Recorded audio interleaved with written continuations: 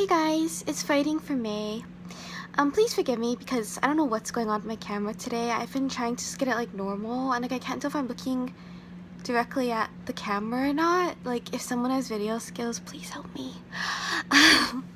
So today's kind of like a unscripted, unplanned video. I just wanted to talk about my experiences with complex PTSD, also known as C-PTSD.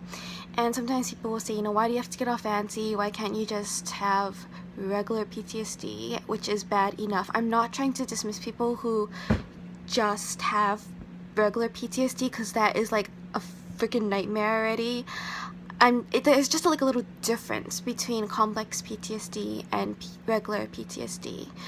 And the difference is that regular, or I guess non-complex PTSD, it can develop after like a single episode of trauma, like a car accident, like witnessing a shooting, like just like one thing.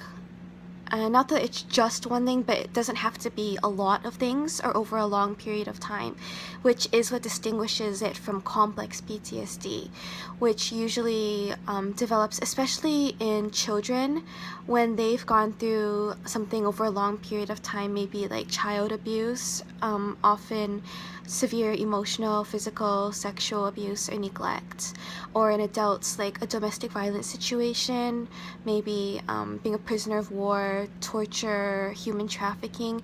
It's usually something that the victim, whether they're a child or whether they're an adult, they feel like there's no way out. They feel trapped, like they're stuck in that situation. And when your brain senses that you're trapped, even if in reality you actually aren't, but you perceive that you are, it's your reality, then things happen in your brain. And I'm not like a neurologist or anything. I'm still getting my degree. I'm probably gonna get a lot of degrees in the future, hopefully. But like, it changes the way you see yourself and it changes the way you see other people. I've known several people with complex PTSD, and I'll just include myself.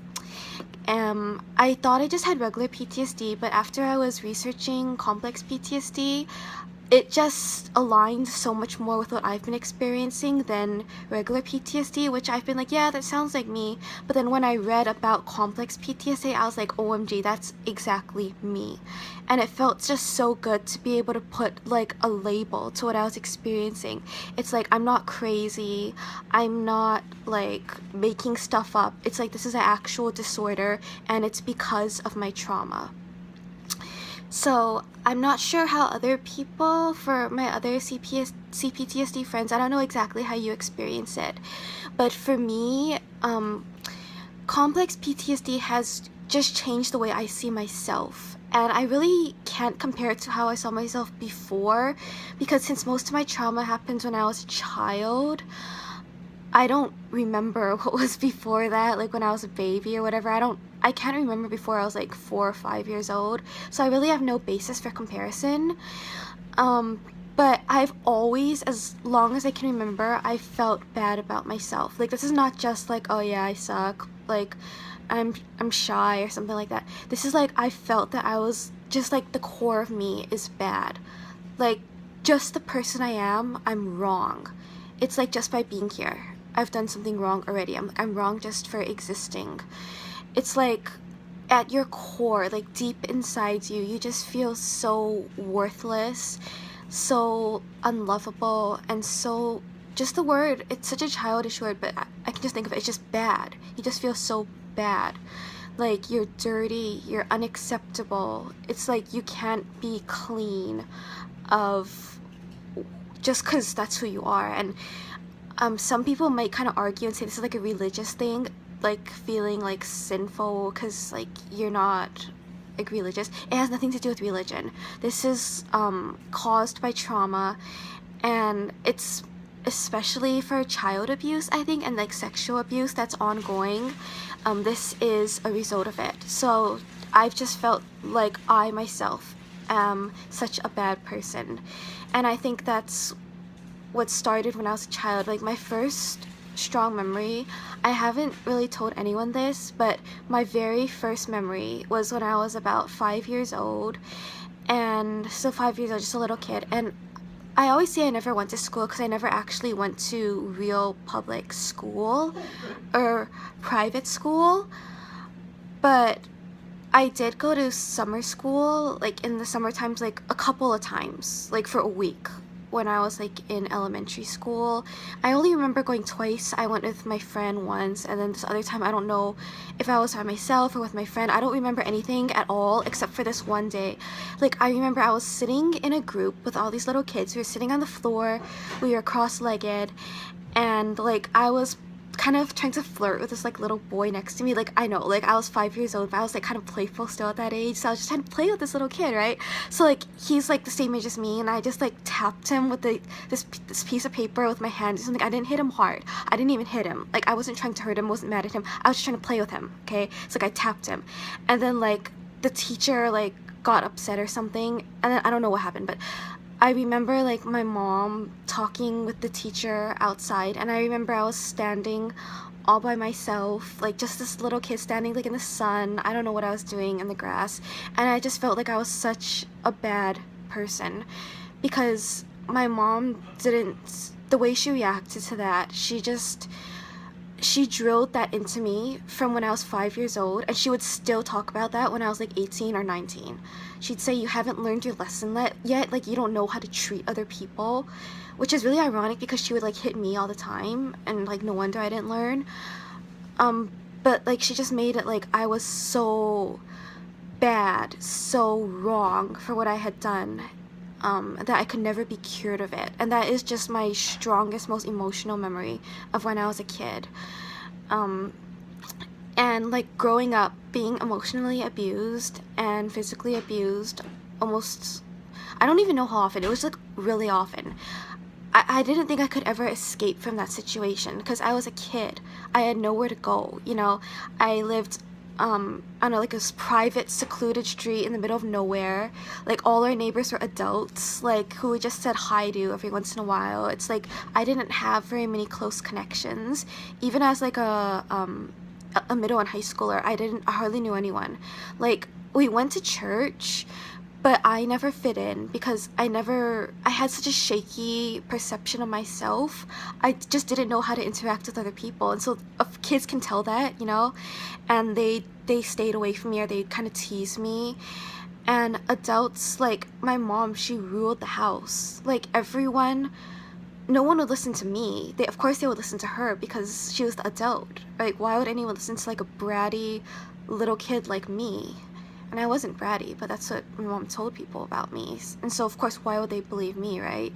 So I just felt like I was just trapped in that situation up until I was through high school and through when I was 18 to 19, because I had never gone to school. I didn't know how to function in the world. Like, it was like this situation like that was so strange because like I looked normal, I guess, and I acted sort of normal.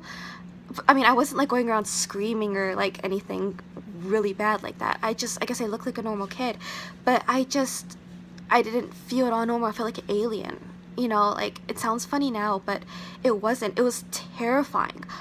I thought I'd be in that situation my whole life. I didn't think I'd ever grow up.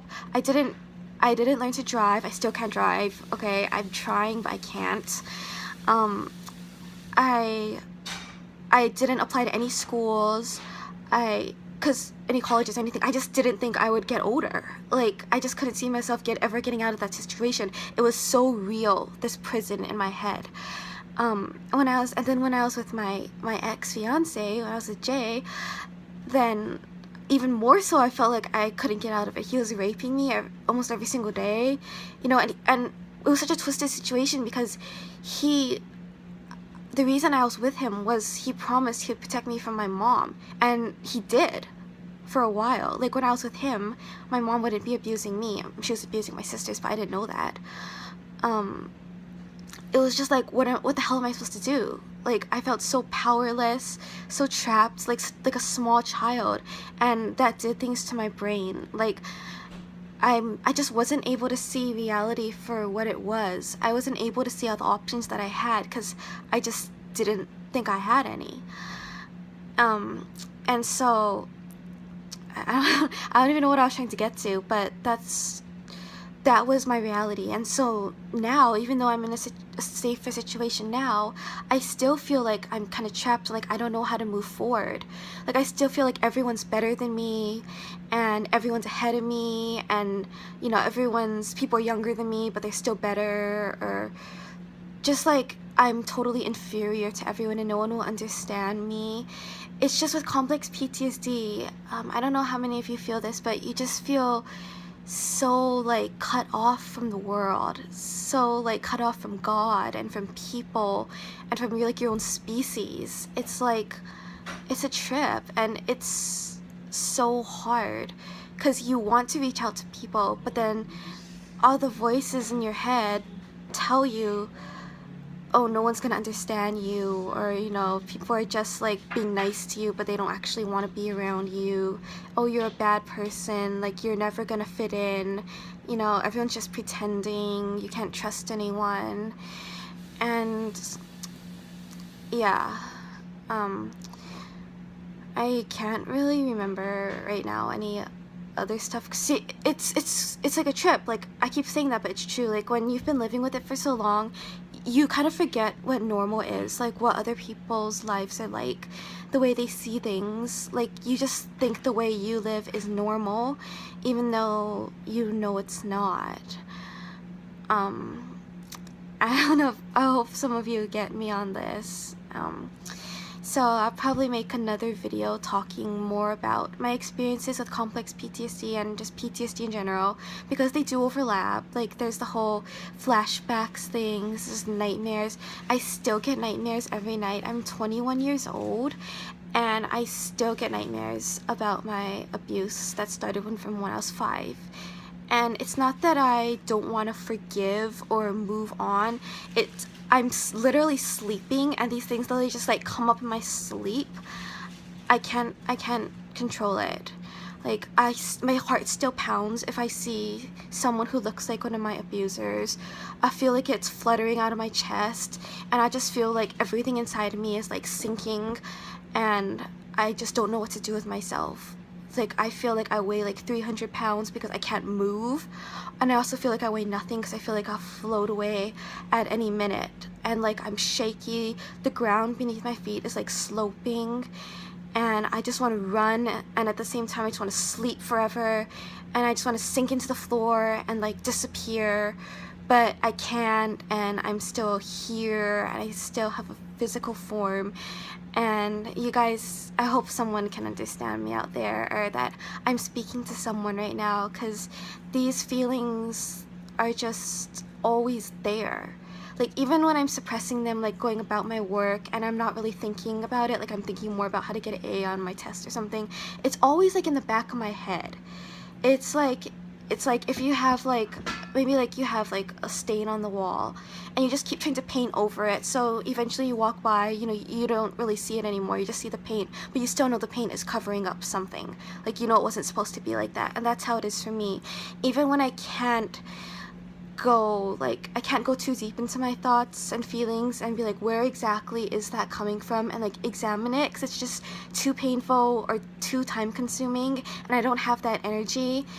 I know that it's covering up something, and I'm trying to delve into that. That's the whole point of my blog and my Instagram to a lesser extent. Like, I kind of feel a little iffy about sharing some like more graphic and super personal stuff on my Instagram, because I know there's like younger people there, and not that younger people haven't gone through trauma, but I guess I just feel like I have to protect kids, you know? Like, I'm really not trying to be insulting if any of you guys are younger or watching. That's just how I feel personally. But I'm gonna try to be more open and honest, because I know we're all humans, you know, we're all the same species, and we're all stuck on this earth together, so we might as well be vulnerable and help each other, right? And that's basically my philosophy. So, okay, this is almost to 15 minutes, so YouTube's not gonna let me post it. So I'm just gonna say bye to you guys for now, and I love you all. So much love, especially to my PTSD and C-PTSD friends. If you guys would message me with support, comments, or any feedback, that would be great. So, love you all. Goodbye.